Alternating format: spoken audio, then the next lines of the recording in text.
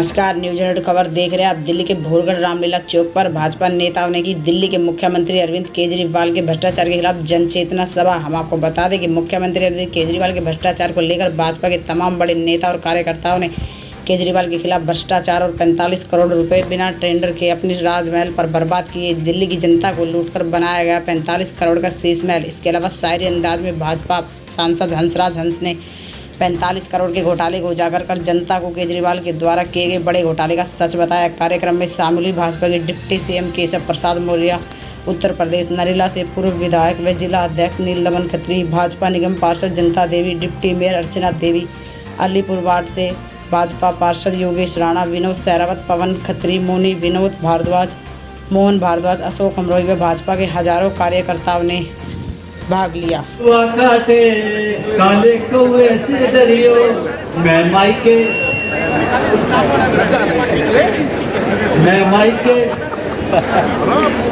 तुम देखते रहियो नहीं कहना, तुम भांडे में बड़ी हो कहना। और मौर्य साहब हफ्ते के लिए बालाजी का बुलडोजर इधर भी भेज। मैं अपनी बात रखूं उससे पहले यहाँ के स्थानीय जो हमारे निगम पार्षद हैं और स्थानीय मंडल अध्यक्ष हैं, उन दोनों से आग्रह करूंगा हमारे लोकप्रिय सांसद का स्वागत करेंगे। एक बार आप जोरदार तालियां बजा करके आदरणीय हंसराज हंस जी का स्वागत करेंगे। आदरणीय हंसराज हंस जी माता की।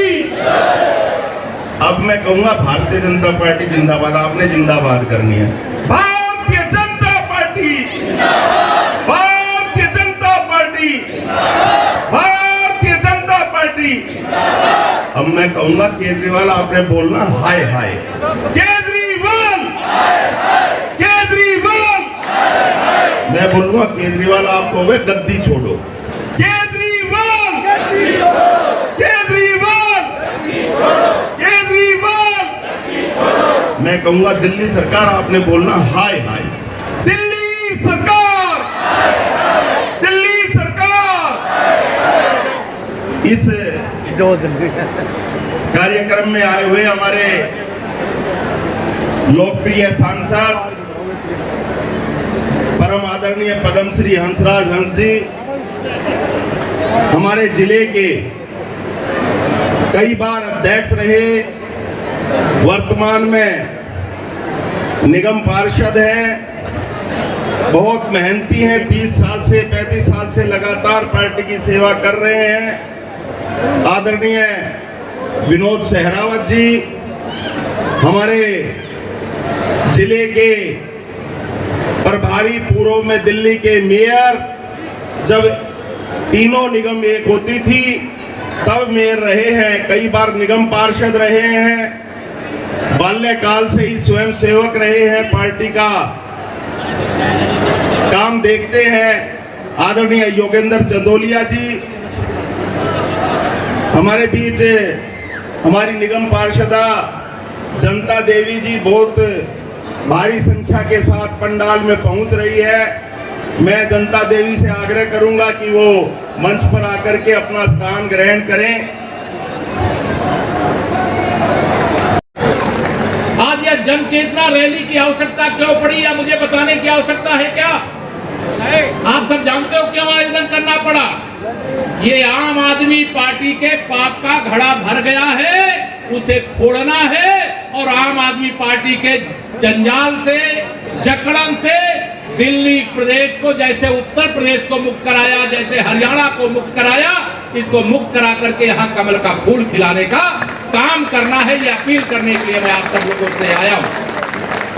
यहाँ उपस्थित यह जनसैलाब इस बात का संदेश है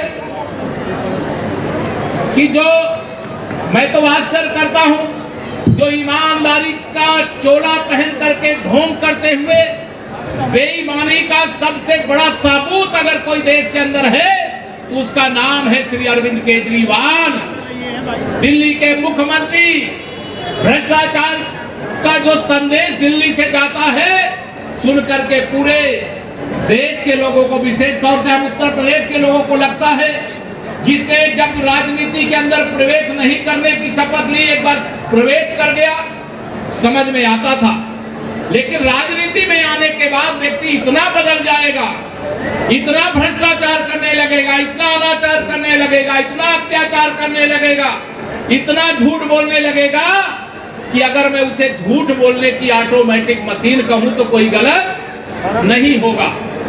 आज पूरे दिल्ली प्रदेश के अंदर में अभी हमारी बहन जो पूर्व यहाँ की मेयर रही हैं, अभी वह साथ में वहां से लेकर के आज मुझे पूरा रास्ते पर बता रही थी किस प्रकार से झूठ बोल करके दिल्ली की जनता को गुमराह करने का काम निरंतर अरविंद केजरीवाल जी के द्वारा, उनकी सरकार के द्वारा, उनके पार्टी के लोगों के द्वारा किया जाता रहा है। वह आप सब से छिपा नहीं है। मैं आप सब लोगों को आज यहाँ पर कहने आया हूँ, अभी तो यह 2023 की जन चेतना रैली है।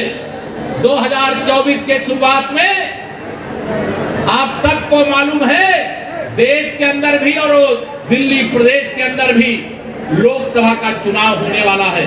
मैं आप सब लोगों से पूछना चाहता हूं, 2024 के लोकसभा चुनाव में जो विश्व के सबसे शक्तिशाली, सबसे प्रभावशाली, सबसे लोकप्रिय नेता कौन है?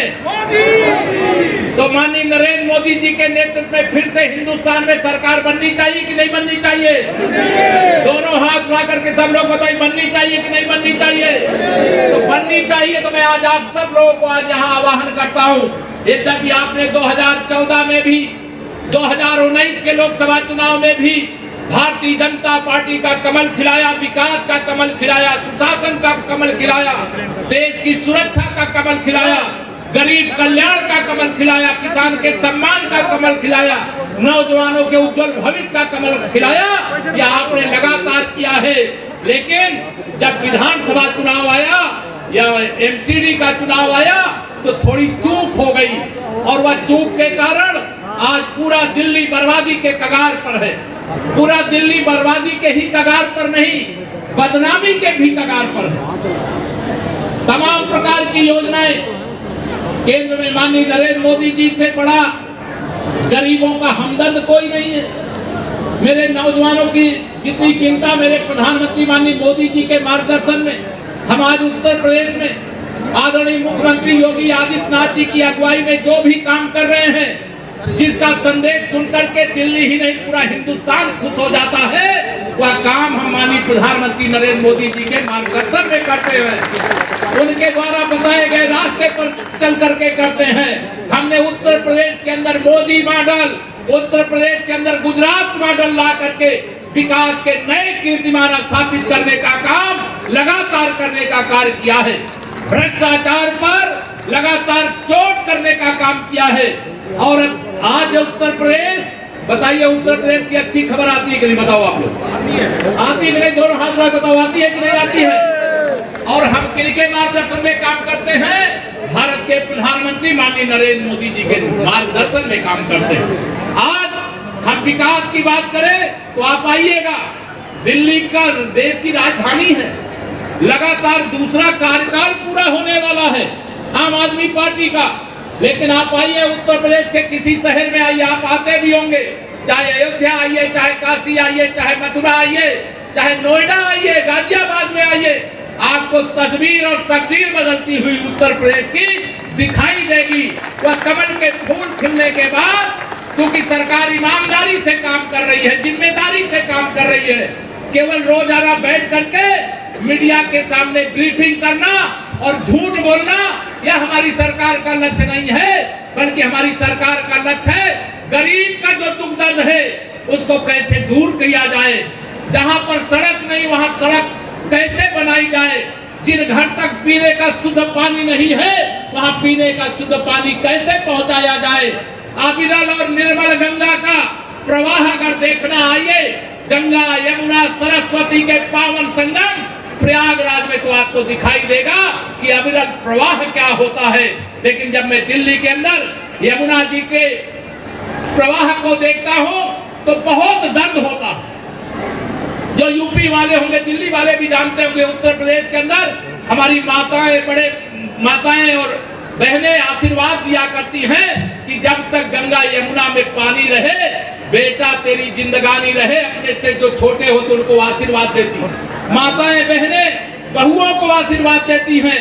कि जब तक गंगा यमुना में पानी रहे तेरा सुहाग अटल रहे।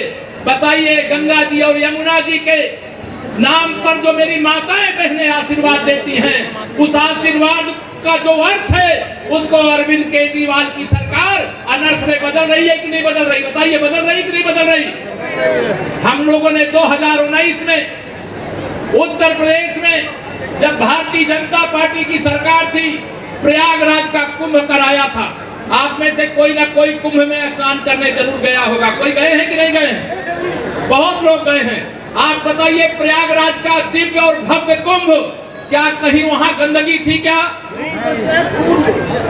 फूल तो हम वहां उत्तर प्रदेश के अंदर आकाश से अपने, चाहे वह संगम स्नान करने के, कुंभ स्नान करने के लिए आए, चाहे बाबा विश्वनाथ जी को जल चढ़ाने के लिए जाए, चाहे कांवर यात्रा लेकर के जाए, चाहे रामनवमी मनाए, जब भी कोई अवसर आता है तो आकाश से सरकारी हेलीकॉप्टर से वहां पुष्प वर्षा कराने का काम लगातार किया जाता है। माता की वंदे वंदे, जय श्री राम, जय श्री राम, जय श्री राम।